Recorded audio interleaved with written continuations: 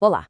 Nesta nossa conversa, vamos mergulhar num assunto que muita gente vive, mas que nem sempre é fácil de colocar em palavras. O que é, afinal, uma mente inquieta? Essa imagem aqui é perfeita, né? Muitas pessoas descrevem essa experiência exatamente assim. A sensação de ter uma televisão ligada dentro da cabeça o tempo todo, com o fluxo de pensamentos, sons e imagens que simplesmente não para. Então, vamos tentar entender um pouco melhor como funciona essa mente. Dá pra imaginar como se fosse um circo, sabe? Com várias coisas acontecendo ao mesmo tempo de um jeito meio caótico. E o que caracteriza esse circo interno? Bom, é aquela conversa na cabeça que não para. Os pensamentos ficam pulando de um assunto para o outro sem parar, o que torna quase impossível encontrar um momento de silêncio, de paz. O resultado disso é uma sensação de estar sempre com a cabeça cheia, sobrecarregada. Mas, afinal, como funciona esse cérebro que parece tão acelerado? É muito importante a gente entender que não se trata de um defeito, é mais como um modo de funcionamento diferente. Pensa num motor que opera em alta rotação o tempo todo. Uma das características centrais é essa sensibilidade alta. A mente funciona como se fosse uma antena parabólica sem nenhum filtro, captando tudo o que está ao redor, todos os estímulos, ao mesmo tempo. Isso, claro, dificulta muito a concentração em uma coisa só. E por não ter esse filtro mental tão eficaz, o cérebro acaba processando uma enxurrada de informações o tempo inteiro. Isso ajuda a explicar por que, às vezes, manter o foco parece uma tarefa quase impossível. Mas olha, ter muitos pensamentos não é o único ponto aqui. A qualidade desses pensamentos também faz toda a diferença. É fundamental a gente entender a diferença entre pensar, pensar em excesso e o que a gente chama de ruminar. Vamos lá, o pensamento produtivo, o pensar, ele busca soluções e nos leva a agir. Já o pensar em excesso se perde em detalhes, sabe? E o resultado é cansaço e indecisão. Agora, a ruminação é diferente. Ela prende a pessoa num ciclo vicioso, remoendo o mesmo problema sem levar a lugar nenhum, e só alimenta a ansiedade.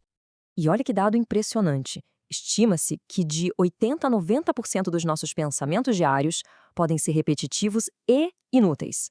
Essa repetição constante que é uma das grandes causas do esgotamento mental que tanta gente sente. E é claro que esse turbilhão todo não fica só na cabeça, ele transborda, afeta as nossas emoções, o nosso corpo e até as nossas ações no dia a dia. Um dia comum pode ilustrar isso muito bem. O despertador que toca alto, as notícias ruins no café da manhã, o trânsito, uma reunião tensa no trabalho.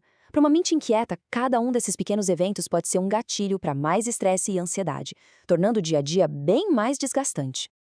As consequências são bem conhecidas. Um cansaço mental profundo no fim do dia, uma dificuldade enorme de relaxar, tensão no corpo, nos ombros e aquela sensação constante de estar no limite, o que pode até levar a reações mais impulsivas.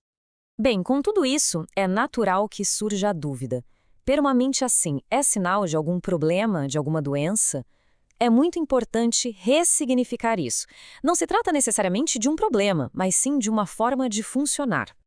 A linha que separa uma característica de um problema real é o nível de sofrimento que ela causa. A questão central não é ter uma mente agitada, mas o quanto essa agitação toda atrapalha a vida e gera um mal-estar significativo.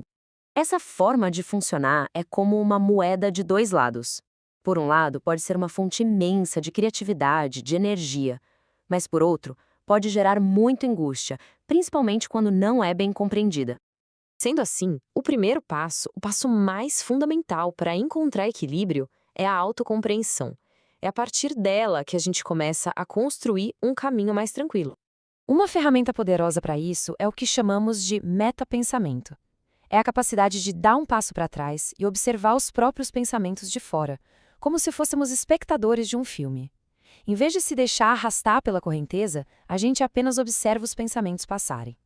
Quando a gente começa a investigar com curiosidade e sem julgamento o que dispara essa agitação, o que nos sobrecarrega, aí sim ganhamos a capacidade de lidar com isso, em vez de sermos controlados por isso.